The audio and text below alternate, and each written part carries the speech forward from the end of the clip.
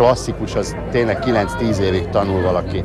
Ugyanúgy annyit kell tanulni a kortársat. És a technikával, ha már baja van, akkor már nem tud olyan előadó lenni. Ha nincs baja a technikájával, akkor ki tudja fejezni magát, vagy valamit ki tud fejezni.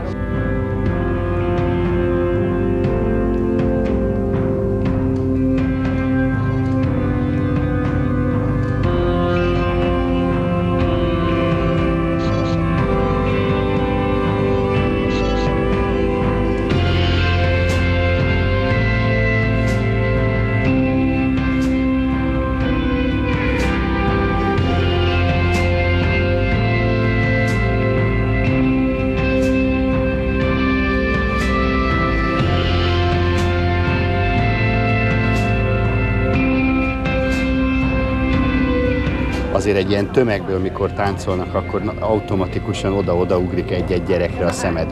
Az nem véletlen, azt hívják úgy, hogy tehetség.